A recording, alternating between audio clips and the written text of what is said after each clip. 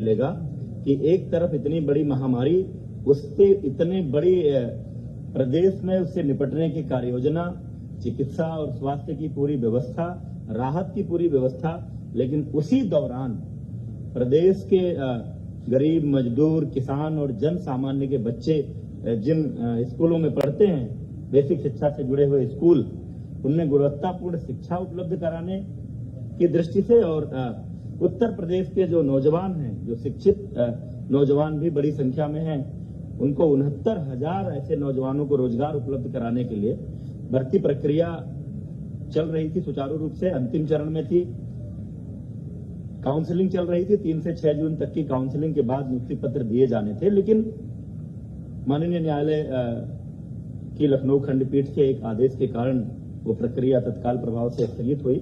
हम double bench में appeal में गए हैं, जैसा सुनवाई पूरी हो चुकी है, फैसला रिजर्व है, जैसा माननीय न्यायालय का आदेश होगा तदनुरूप कार्रवाई करेंगे। लेकिन इस बीच अनावश्यक राजनीति करते हुए प्रदेश के नौजवानों के संवरते हुए भविष्य से खिलवाड़ करते हुए इस पूरी भर्ती प्रक्रिया को बाधित करने की मंशा से भर्ती ना होने पाए, क्योंकि अपने आप में ऐतिहासिक घटना है, ऐसी परिस्थिति में भर्ती करना, ऐसा करने से योगी सरकार की संपूर्ण देश में एक अलग तरह की छवि बनने वाली है, बन रही है। उसको बाधित करने के लिए राजनीतिक मंशा से कई सारी बातें कही गई हैं, कई सारे आरोप लगाए गए हैं, कई प्रश्न आए हैं पब्लिक डोमेन में, मीडिया के माध्यम से भी, अन्य माध्यमों से भी। इसलिए हमने ये उचित समझा कि ऐसे प्रश्नों का उत्तर आप सभी के सामने सामूहिक रूप से आना चाहिए। उन्हीं बिंदुओं को लेकर आपके बीच एक तुरंत का ज्वलंत मामला इस सहायक शिक्षक भर्ती परीक्षा में प्रयागराज का एक विद्यालय जो उस भर्ती परीक्षा में केंद्र था, उस केंद्र उसके जो प्रबंधक और उससे जुड़े हुए एक गिरोह जो धोखाधड़ी के काम में लिप्त रहता है, उसको लेकर एक मामला आया था। मामला यह है कि राहुल नाम के शिकायतकर्ता ने मई 2020 में यह शिकायत दर्ज कराई कि फरवरी 20 में किसी ने उसको भर्ती करवाने के लिए। अब यहाँ यह बात उल्लेखनीय है कि परीक्षा हो चुकी थी 6 जनवरी 2019 को, परिणाम तैयार हो चुके थे, परिणाम घोषित भी हो चुका होता शायद इसके पहले, लेकिन माननीय न्यायालय द्वारा कट ऑफ के मामले पर स्थगन आदेश देने के कारण केवल परिणाम की घोषणा नहीं हुई थी। इस बीच इतने दिनों बाद जनवरी 19 के बाद मई 2020 में शिकायतकर्ता राहुल की शिकायत आई कि फरवरी 2020 में किसी ने उनको इस भर्ती करवाने के लिए इस भर्ती में पैसे लिए। तब तक परीक्षा संपन्न हो चुकी थी, परिणाम तैयार हो चुका था। मामला माननीय उच्च न्यायालय में लंबित होने के कारण केवल परिणाम की घोषणा नहीं हुई थी। इसलिए फरवरी 20 से मई 20 में किसी लेन देन के कारण परीक्षा के परिणाम पर प्रभाव नहीं पड़ने वाला था। परंतु फिर भी शिकायतकर्ता की शिकायत को गंभीरता से लेते हुए तत्काल प्रयागराज पुलिस ने कार्यवाही की और शिकायतकर्ता द्वारा दी गई सूचना के आधार पर डॉक्टर KL पटेल, जो किसी प्राथमिक स्वास्थ्य केंद्र में चिकित्सक हैं, संतोष कुमार बिंद जिसके लेखपाल होने की जानकारी आ रही है, तथा इनसे जुड़े हुए अन्य 11 लोगों को, कुछ को 6 जून को, कुछ को 8 जून को, कुल मिलाकर के 11 लोगों को गिरफ्तार किया गया। इनसे पूछताछ के आधार पर यह जानकारी मिली कि उक्त गिरोह चंद्रमा यादव, प्रबंधक, पंचम लाल आश्रम उच्चतर माध्यमिक विद्यालय प्रयागराज से साठ गांठ कर उक्त विद्यालय में परीक्षा देने वाले परीक्षार्थियों की गैर कानूनी ढंग से मदद करता है और उसके बदले धन वसूली करता है। उक्त जानकारी के आधार पर शासन ने उक्त मामले की गहन जांच और दोषियों के खिलाफ कड़ी कार्रवाई, और चूंकि किसी एक भर्ती केंद्र, परीक्षा केंद्र पर कई जिलों के अभ्यर्थी हो सकते हैं, इसलिए यह पूरा मामला STF को सौंप दिया गया है पूरी इस जांच के लिए कि क्या इस भर्ती परीक्षा केंद्र पर, इस सेंटर पर किसी तरह की कोई गड़बड़ी हुई है या उस गड़बड़ी का लाभ उठाकर कहीं किसी अभ्यर्थी को उसका लाभ तो नहीं मिला, उसके कारण परिणाम तो नहीं प्रभावित हुआ है, कोई मेरिट में तो नहीं आया। यदि जांच में यह प्रमाणित होता है कि कुछ अभ्यर्थियों ने गलत तरीके से अंक प्राप्त कर भर्ती परीक्षा उत्तीर्ण की है, तो उनको डिबार करेंगे और अब तक की जांच पड़ताल के आधार पर उक्त परीक्षा केंद्र को भविष्य में होने वाली किसी भी भर्ती परीक्षा के लिए डिवार करके उसके प्रबंधक और अन्य संबंधित जो स्टाफ इसमें शामिल पाया जाएगा उसके खिलाफ कार्रवाई की जाएगी। इसी भर्ती परीक्षा में कतिपय लोगों द्वारा किसी सामान्य वर्ग की अभ्यर्थी जिसका सरनेम तिवारी है उनके ओबीसी कैटेगरी में चयन का भी आरोप लगाया गया है। इस संबंध में आप सब जानते हैं ये पूरी प्रक्रिया आवेदन की ऑनलाइन है। अभ्यर्थी ऑनलाइन जाकर के जो प्रविष्टियां भरता है उन्हीं प्रविष्टियों के आधार पर हम सारी लिस्ट तैयार करते हैं, कौन किस कैटेगरी में है, किसके क्या अंक हैं, और फाइनली जो भर्ती परीक्षा में अंक आए हैं उसको जोड़कर और उनके जिलों की वरीयता लेकर हमने मेरिट लिस्ट तैयार की है। अभी किसी का डॉक्यूमेंट वेरिफिकेशन नहीं किया गया था। काउंसलिंग होती ही इसीलिए है। जो 3 जून से 6 जून तक काउंसलिंग होनी थी, काउंसलिंग एग्जैक्टली डॉक्यूमेंट वेरिफिकेशन ही है। उसमें प्रमाण पत्रों की जांच होनी थी और उसी में कोई व्यक्ति अगर लिखता है कि वो फला कैटेगरी में है, ओबीसी में है, एससी में है, एसटी में है या दिव्यांग में है, तो उसके सक्षम अधिकारी द्वारा प्रस्तुत प्रमाण पत्र वहां दिखाए जाने पर ही आरक्षण का लाभ मिलना है, अन्यथा नहीं मिलना है। यद्यपि कि कई ऐसे भी मामले आते हैं कि कुछ लोगों के सरनेम कुछ भी रहते हैं लेकिन वो किसी दूसरे संबंधित जाति से बिलोंग करते हैं, उसका प्रमाण पत्र उनके पास होता है। जैसे कोई गोसाई है अगर, और वो अगर तिवारी लिखता है, पाठक लिखता है, कोई टाइटल लिखता है, लेकिन मूलतः उसकी जाति अगर गोसाई दर्ज है तो चूंकि गोसाई जाति पिछड़ी जाति में आती है तो उसको उसका लाभ मिलेगा। लेकिन ये जो भी मामला है ये अंतिम रूप से अभ्यर्थी को लाभ तभी मिलेगा जब वो काउंसलिंग सेंटर पर उससे संबंधित प्रमाण पत्र प्रस्तुत करेंगे। इसलिए अभी किसी के लाभ मिल जाने का सवाल ही नहीं उठता है। कतिपय लोगों द्वारा आरक्षण की प्रक्रिया को लेकर भी सवाल खड़े किए गए हैं। कई बार ये बातें हो रही हैं। आप सब जानते हैं इस देश की पूरी विधि द्वारा स्थापित एक प्रक्रिया है। 50% सीटें किसी भी भर्ती परीक्षा में अनारक्षित होती हैं। 50% में ओबीसी, एससी, एसटी का अलग अलग आरक्षण है। 50% अनारक्षित सीटों पर मेरिट के आधार पर, चाहे वो जिस संवर्ग के लोग हों, चाहे वो ओबीसी हों, एससी हों, एसटी हों, जिनकी भी मेरिट ऊपर होती है वो सभी लोग इस अनारक्षित वर्ग में चयनित होते हैं। इस भर्ती में भी यही हुआ है। किसी को यह भ्रम नहीं होना चाहिए कि अनारक्षित वर्ग में केवल सामान्य जातियों के लोग भर्ती हुए हैं। अनारक्षित वर्ग में सामान्य जातियां भी हैं, ओबीसी भी हैं, एससी भी हैं, एसटी भी हैं। जिनके अंक आए हैं वो हैं इसमें। लेकिन माननीय उच्च न्यायालय का एक निर्णय था पोस्टिंग को लेकर के, जनपदों के आवंटन को लेकर के, कि भले ही कोई अपने अंकों के आधार पर ओबीसी या एससी अनारक्षित वर्ग की मेरिट में आ रहा है तो भी जब जनपद का आवंटन होगा तो उसको उसकी कैटेगरी में मानते हुए भी वो आवंटन किया जाएगा। क्योंकि सामान्यतः एक शिकायत होती थी कि कोई आदमी अपने नंबरों के आधार पर अनारक्षित में आ गया, यहाँ नीचे है, तो इस हिसाब से जनपद आवंटन होगा तो वो अपनी वरीयता का जनपद नहीं पाएगा। लेकिन अगर इसको इसकी कैटेगरी में ट्रीट किया जाए तो वहां वो अपनी कैटेगरी के आरक्षित लोगों से ऊपर जाएगा। निश्चित रूप से उसकी मेरिट ऊपर है तो उसकी चॉइस को प्रायोरिटी देनी चाहिए। और ये कोई हमने नहीं तय किया है, ये माननीय उच्च न्यायालय का निर्णय है। उस निर्णय के आधार पर उत्तर प्रदेश लोक सेवा आयोग भी पदों के आवंटन में यही प्रक्रिया अपनाता है। हमने भी इसी प्रक्रिया को अपनाया है। भर्ती प्रक्रिया अंतिम चरण में थी, काउंसलिंग चल रही थी, ये मैंने बता दिया आपको। माननीय न्यायालय के स्थगन आदेश के कारण हमने काउंसलिंग रोकी है। हम डबल बेंच में अपील में गए थे, उसकी सुनवाई कल पूरी हो गई है। फैसला सुरक्षित है।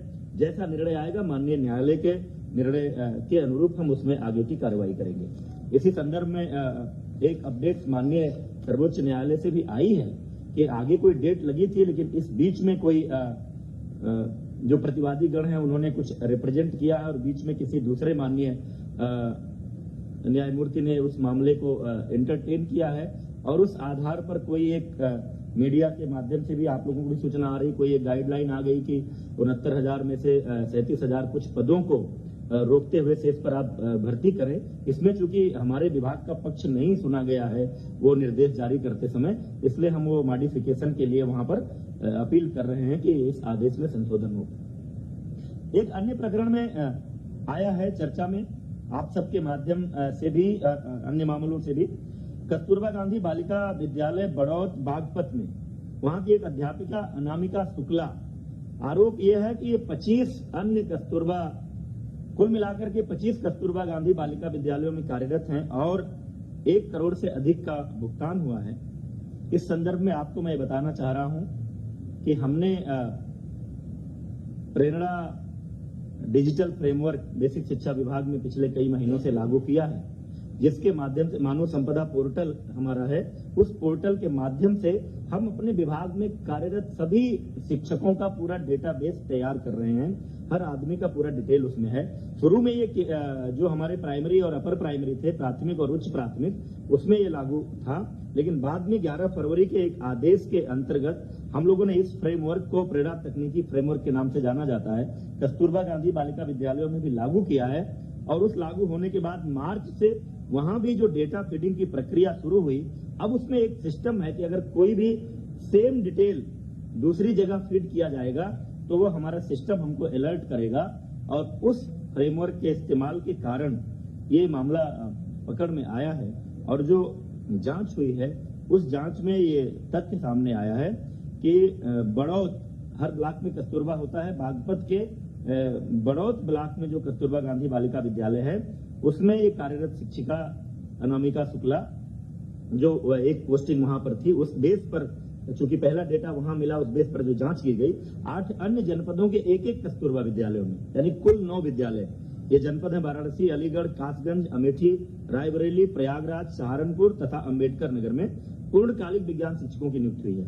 एक का डॉक्यूमेंट है, उस डॉक्यूमेंट का इस्तेमाल हुआ है। उस डॉक्यूमेंट का इस्तेमाल करके अन्य जगहों पर कोई और शिक्षिका अनामिका शुक्ला के नाम से गई है, उस पर नियुक्ति हुई है, ये बात सामने आई है। लेकिन कई जगहों पर योगदान नहीं किया, वहां जाकर के ज्वाइन नहीं किया, कई जगहों पर ज्वाइन करने के बाद लगातार अनुपस्थित है। तो कुल मिलाकर 6 विद्यालयों के माध्यम से अनामिका शुक्ला के डॉक्यूमेंट पर नियुक्त हुई शिक्षिकाओं को 12,24,700 रुपए का भुगतान हुआ है। उक्त मामले की अभी तक की जांच की स्थिति आई है, कहीं और इनके होने का जानकारी नहीं मिली है। पुलिस ने एक शिक्षिका को गिरफ्तार भी किया है, कासगंज में वो त्यागपत्र देने गई थी। 12,24,700 एग्जैक्टली जो अनामिका शुक्ला है वो अभी पुलिस की गिरफ्त में नहीं है। लेकिन साथ ही हम लोगों ने पूरे प्रदेश के 746 कस्तूरबा गांधी बालिका विद्यालयों में लगभग 5,000 शिक्षक और शिक्षिकाओं के डॉक्यूमेंट के वेरिफिकेशन, उनके अभिलेखों की जांच, उनका आधार कार्ड और उनके पहचान पत्र, इन सब की जांच का आदेश दे दिया है, ताकि कहीं और कोई ऐसा मामला हो तो वो भी पकड़ में आ जाए और भविष्य में इस तरह का ना हो। क्योंकि ये नियुक्तियां जिला स्तर पर होती हैं, डाइट प्रिंसिपल की अध्यक्षता में एक कमेटी होती है, उसमें बीएससी होते हैं, एक मनोवैज्ञानिक विशेषज्ञ होते हैं, एक डीएम के नामिनी होते हैं। संविदा पर ये नियुक्ति होती है 1 वर्ष के लिए। हर जिले में जिला स्तर से कोई केंद्रीय नियुक्ति की इसमें व्यवस्था नहीं है, लेकिन आगे से ये फुल प्रूफ व्यवस्था ये इसको करने जा रहे हैं ताकि इस तरह की कोई बात ना होने पाए।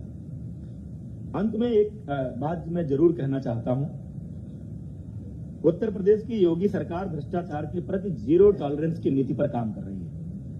हमारे सामने, हमारी सरकार में कभी भी, जब भी योगी सरकार के सामने किसी भी क्षेत्र में, किसी भी मुद्दे पर कोई भ्रष्टाचार की शिकायत आई तो सरकार ने ऐसे किसी विषय को दबाने छिपाने की कोशिश नहीं की।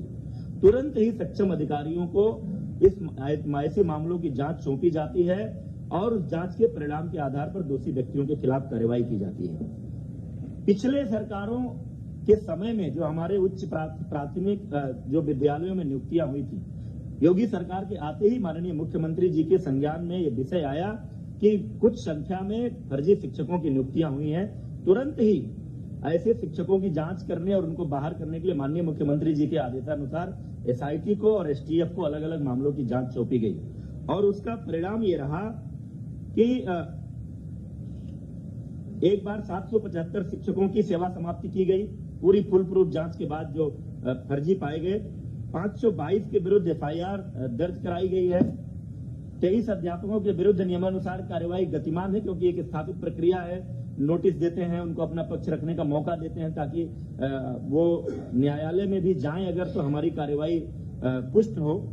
इसके साथ ही साथ एक 2004-05 में डॉक्टर भीमराव अंबेडकर विश्वविद्यालय आगरा से बीएड की कुछ फर्जी डिग्री का मामला आया था। उनमें से जिन लोगों पर संदेह था, ऐसे 1356 अध्यापक चिन्हित हुए थे, उसमें से भी 926 की सेवा समाप्त की जा चुकी है। 406 के विरुद्ध कार्यवाही गतिमान है। इस प्रकार अब तक 1701 ऐसे फर्जी शिक्षकों की सेवा समाप्ति की जा चुकी है तथा 429 के विरुद्ध कार्यवाही गतिमान है।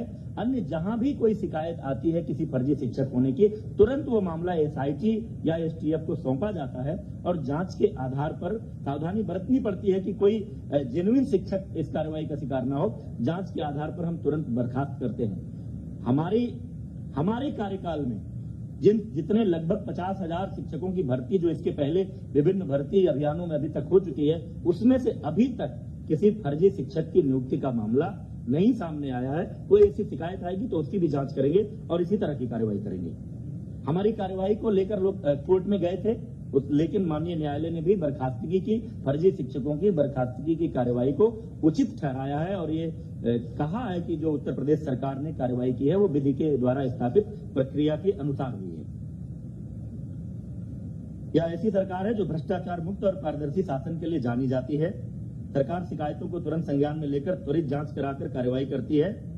फिर भी कुछ लोग ऐसे हैं जिनका खानदानी पेशा ही भ्रष्टाचार और घोटालों का रहा है, उनका पूरा इतिहास भ्रष्टाचार का, घोटालों का रहा है, तो वो उनकी कल्पना में नहीं है कि इतनी बड़ी कोई भर्ती या इतनी बड़ी संख्या में रोजगार देने का अभियान ये बिना भ्रष्टाचार के कैसे हो सकता है। क्योंकि स्वाभाविक है कि जिसका अपना जो ट्रैक रिकॉर्ड रहता है, जिसका अपना जो स्वभाव रहता है, आदमी उसी आधार पर सोचता है। इसके पूरी भर्ती, मैं एक आरोप लगाना चाहता हूं, पूरी भर्ती प्रक्रिया को डिरेल करने के लिए योगी सरकार को इस बात का श्रेय न मिले कि जिस तरह से कोरोना के कारण उत्पन्न हुई महामारी में पूरे प्रदेश की 23 करोड़ से ऊपर की जनसंख्या को एक एक व्यक्ति को भोजन मिले, राशन मिले, जीवन निर्वाह भत्ते के रूप में 1,000 रुपया जो पात्र व्यक्ति हैं उनको मिले, साथ ही 1,500 से अधिक ट्रेनों को लगा करके जिस तरह से लगभग 30 लाख प्रवासियों को प्रदेश में लाया गया, फिर उनकी स्किल मैपिंग हो रही है, उनको भी राशन और निर्वाह का भत्ता दिया जा रहा है और आगे उनको भी वापस जहां जहां अपने गांव में लौटे हैं उनको रोजगार देने की बात हो रही है। सबके जीवन निर्वाह की व्यवस्था का प्रयास हो रहा है। ऐसे में इन परिस्थितियों में इतनी बड़ी भर्ती अभियान ये सफल ना होने पाए, इसको लेकर कुछ लोगों ने एक राजनीतिक अभियान चलाया है और तमाम सारे ऐसे प्रयास किए हैं। उनको रास नहीं आ रहा है कि उत्तर प्रदेश के नौजवानों का भविष्य कैसे संवर रहा है, योगी सरकार को यह यश कैसे मिले, इसको लेकर तमाम लोग शुरू से, जब से माननीय न्यायालय का फैसला आया, हमने आंसर की जारी किया, हमने रिजल्ट जारी किया, सोशल मीडिया के माध्यम से तमाम तरह का भ्रम फैलाने की कोशिश की गई, अभ्यर्थियों को उद्वेलित करने की कोशिश की गई, अव्यवस्था पैदा करने की कोशिश की गई, लेकिन सरकार ने पूरी तत्परता, पूरी तन्मयता और पूरी कुशलता के साथ इस भर्ती प्रक्रिया को आगे बढ़ाया है। माननीय उच्च न्यायालय, माननीय सर्वोच्च न्यायालय में कुछ लोग गए हैं, उनका अधिकार है। जैसा माननीय उच्च न्यायालय का और माननीय सर्वोच्च न्यायालय का आदेश आएगा उस अनुरूप हम इस कार्रवाई को पूरी करेंगे। योगी सरकार की मंशा ये है कि ये भर्ती प्रक्रिया यथाशीघ्र कुशलता पूर्वक पूरी हो, प्रदेश के 69,000 नौजवानों को रोजगार मिले और प्रदेश के 69,000 स्कूलों को, हमारे गांव, गरीब, मजदूर, किसान के बच्चे जिन स्कूलों में पढ़ते हैं उसमें पढ़ने वाले बच्चों को गुणवत्तापूर्ण शिक्षा मिले। ये बातें आपके सामने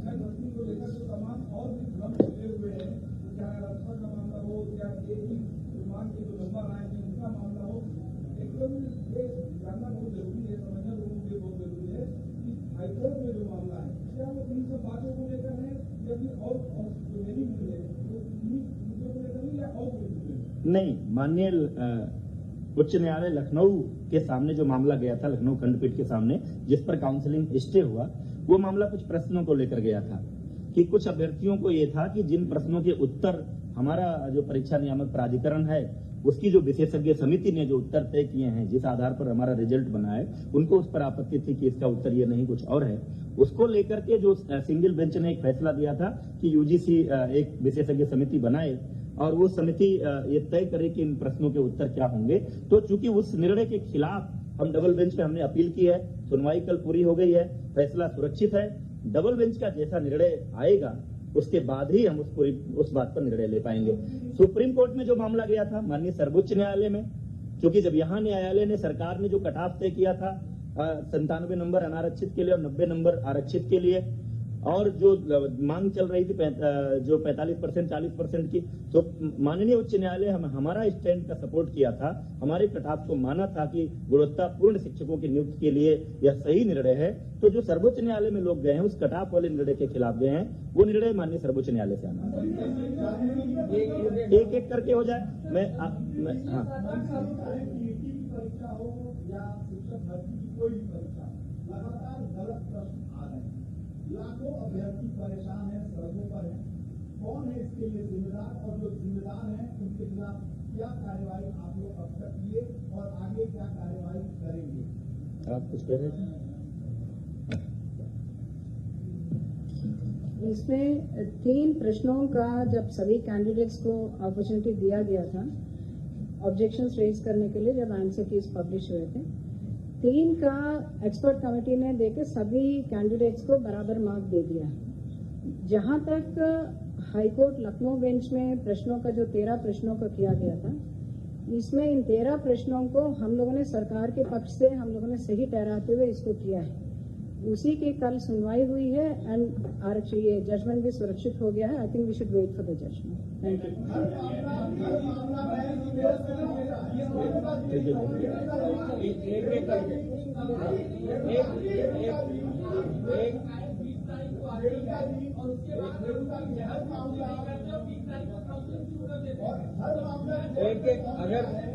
एक एक करके अगर बात नहीं करेंगे तो फिर आ नहीं पाएगा। प्रेमचंद, या ऐसा कर सकते हैं कि प्रश्न आ जाए सबके, फिर एक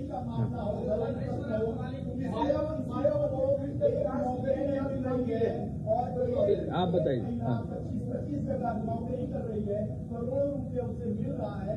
ये सिस्टम की खामी है, अधिकारियों की खामी है, सरकार की खामी है, पूर्व सरकार की खामी है, राजनीतिक दलों की खामी है। आखिर कौन है जिम्मेदार?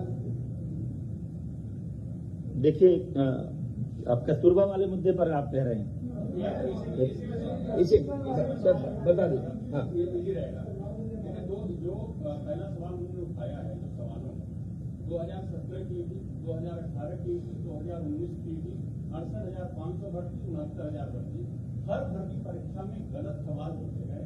2 बार हाईकोर्ट से अभ्यर्थियों को राहत मिली और दोबारा रिजल्ट आया, 30,000 और बचे। तो सबसे बड़ा सवाल सुरक्षा नियामक प्राधिकारी के प्रश्न निर्धारण प्रक्रिया में हर बार गलत सवाल पूछे जाते हैं, मामला कोर्ट में जाता है। दूसरा जो सबसे बड़ा सवाल है शिक्षक भर्ती वाले कस्तूरबा वाला प्रश्न है। फरवरी में शासन के संज्ञान में मामला आ चुका था, FIR कराने में जून हो गए, 4 महीने। तीसरी बार 69,000 भर्ती में राहुल की FIR की जांच की बात की जा रही है। अगर उसकी शिकायत तात्विक नहीं होती तो इस भर्ती गिरोह का फंडा फोर्स कैसे होगा?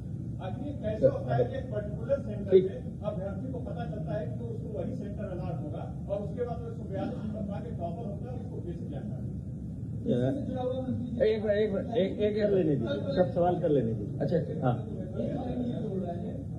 तमाम सवाल ऐसे पूछे गए कि किसी परीक्षा में तो बात आ गई ना, सवालों की बात आ गई, सवालों की बात आ गई। और कोई किसी का विषय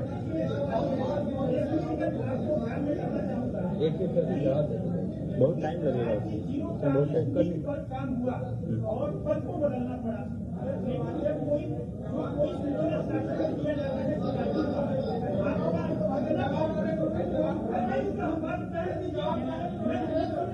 नहीं कर पाएंगे आप। बस 1 मिनट। भ्रष्टाचार है, उसकी बड़ी लंबी प्रक्रिया हो जाती है, लेकिन वो टेबल पे जाते जाते बाबू जो होता है वहाँ का कोई वो दबा देता है। और आपका ये विषय बाबू के टेबल का नहीं है। अभी तो जो ये बात प्रश्न कर रहे हैं क्या लोग, देखिए सर, आप जवाब दें। एक मिनट विजय आप जवाब दे दें। ये कस्तूरबा वाला जो विषय है वो हम कब से वो छानबीन कर रहे हैं, किस तरह से वो एक विषय कस्तूरबा वाला रख दीजिए।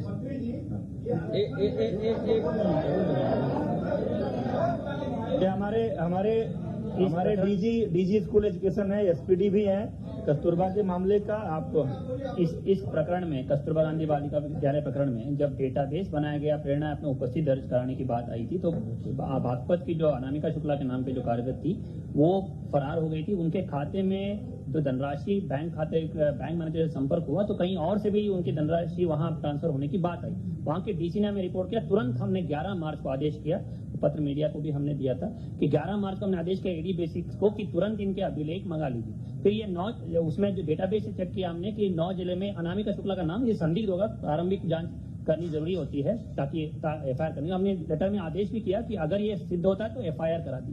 फिर लॉकडाउन हो गया, ये लोग लगातार फोन स्विच ऑफ करते रहे, स्कूल बंद हो गए, हम अभिलेख तलब नहीं कर पाए। फिर जब अभी हमने आदेश किया कि कस्तूरबा गांधी बालिका विद्यालयों में तैयारी के लिए टीचर आएंगे और फिर एडी बेसिस को 26 मई को दोबारा आदेश किया हमने कि आप तुरंत इसको दिखवा लीजिएगा, डेटाबेस में इनका नाम कॉमन आ रहा है और ऐसी सूचना मिली है कि बागपत में ये फरार थी अनामिका शुक्ला, ये डिटेल्स हैं, इसको चेक करा लीजिए। एडी बेसिक्स ने जांच कराई, बीएसएस को नोटिस दिया, अभिलेख तलब किए। फिर उसके बाद ये पता चला कि इस तरह एक ही नाम से अलग जगह है और उसके बाद तुरंत हमने आदेश किया कि हर जनपद में अभिलेखों को तलब किया जाए, आधार नंबर चेक किया जाए, पहचान पत्र चेक किया जाए और उसमें 100% सभी अभिलेखों सत्यापन हो। यही इस प्रकरण में यही बात होती है।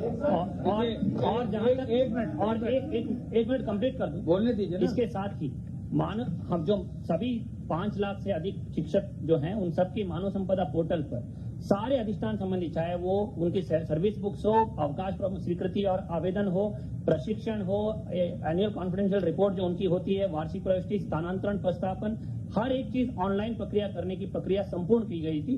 माननीय मुख्यमंत्री ने 4 सितंबर पिछले साल उसको लॉन्च किया था और 100% इसको लाइव किया गया है और इसका सत्यापन टीचर को हमने ऐप दिया कि स्वयं सत्यापित कराइए और उसमें प्रमाणित कराइए। और हमने डेडलाइन भी दिया था कि 15 जून अंतिम तिथि है कि इस पीरियड में आप अगर उसमें रिकॉर्ड्स में ये नहीं करते हैं तो ये माना जाएगा कि आप स्वयं जिम्मेदार है उसके लिए। और उसके बाद इसका 100% हम लोग सत्यापन करने की प्रक्रिया लागू किए थे और इसी तरह हम कोशिश कर रहे हैं कि इस तरह जो भी फर्जी टीचर उसमें है डेटाबेस से उसको हम लोग पकड़ लें और उत्तरदायित्व निर्धारित करें।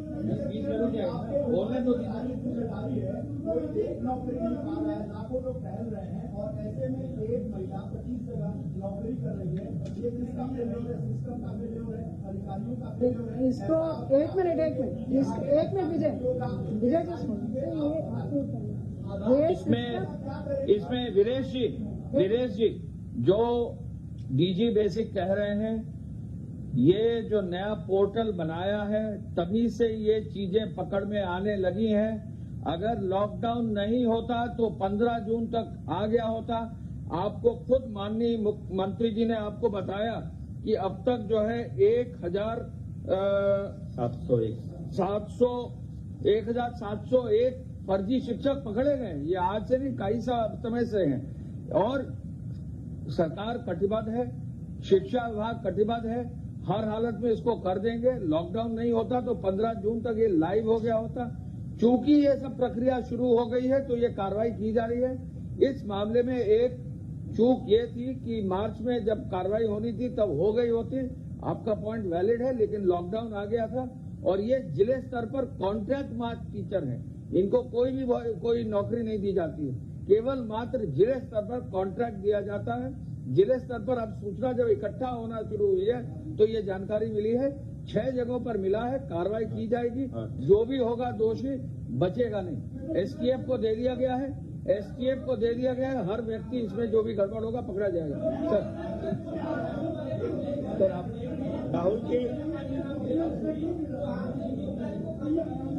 सर नहीं कौन सी जांच चल रही है? नहीं ऐसे नहीं होता है कि इतनी बड़ी। आप मेरी बात सुनिए, मैं आपकी बात का जवाब दे रहा हूं, आप उत्तेजित क्यों हो रहे हैं? देखिए, ऐसा दुनिया में किसी भर्ती परीक्षा में नहीं होता है कि कोई भर्ती की प्रक्रिया चल रही हो, काउंसलिंग का डेट हो और एक कोई शिकायत पड़ जाए कि साहब हमसे किसी ने पैसा ले लिया था, हमारी भर्ती नहीं हुई, तुरंत हम पूरी भर्ती प्रक्रिया रोक दें। ऐसा कहीं नहीं होता। कोई एक भी उदाहरण हो तो मुझे दे दीजिए। ये पहले से 8 मई को हमने नोटिफिकेशन जारी कर दिया था। जितनी तत्परता से माननीय न्यायालय का फैसला आया, लॉकडाउन चल रहा था, उसके बावजूद हमने आंतर की जारी किया। रिजल्ट जारी किया, मेरिट लिस्ट जारी की और 8 मई को पूरा शेड्यूल नोटिफाई कर दिया था कि फला तारीख को आवेदन करेंगे लोग और फला तारीख को काउंसलिंग होगी, उसके बाद नियुक्ति पत्र देंगे। ये सब चीजें चल रही थी। माननीय न्यायालय ने अगर स्थगन आदेश नहीं दिया होता तो हम अपनी नियुक्ति प्रक्रिया पूरी करते। इस बीच एक शिकायत आई, मैं जो बात बार बार आपसे कह रहा हूं, इस बीच एक शिकायत आई, नहीं आप सुनिए ना भाई, केवल जवाब नहीं, मेरी बात समझिए। इस बीच एक शिकायत आई, हम लोगों ने तुरंत ही उस शिकायत को संज्ञान में लेते हुए हमारी पुलिस ने वहां तत्परता से काम किया। जिसका जिसका उस व्यक्ति ने नाम लिया उनमें से लोगों को गिरफ्तार किया गया है, पूछताछ हुई है, प्रारंभिक जांच हुई है और उस आधार पर लगा कि ये मामला एसटीएफ को सौंपने लायक है ताकि दूध का दूध पानी हो। जो भी लोग इस तरह का करते हैं, ये पहले से भी ये नाम आ रहे हैं कि ये तमाम रेलवे भर्तियों से लेकर अन्य भर्तियों में करते रहे हैं, तो इसलिए स्पष्टता से पूरी जांच हो और जो लोग भी ये करते हैं वो भी पकड़े जाएं। और अगर इस भर्ती में भी उस गिरोह ने किसी तरह का लाभ किसी को पहुंचाया है तो ऐसे अभ्यर्थी भी चिन्हित हों और उनको हम दीवार कर सके, वो प्रक्रिया चल रही है।